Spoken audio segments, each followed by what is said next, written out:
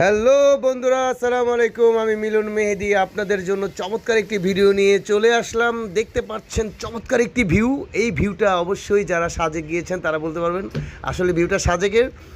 আমরা দুজন একটা বাইক নিয়ে চলে আসলাম সাজেকে, আর আসার পথে অনেক ঝড় তুফান, অনেক বৃষ্টি অতিক্রম করে আমাদেরকে আসতে হয়েছে। এখানে ভিউটা দেখে আর দেরি করলাম না, একটু ক্যামেরার সামনে চলে আসলাম।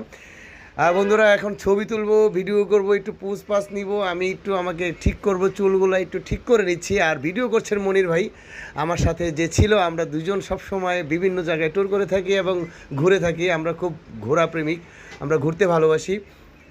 টাকা পয়সা দিয়ে কী হবে ভাই জীবনে, যাই হোক।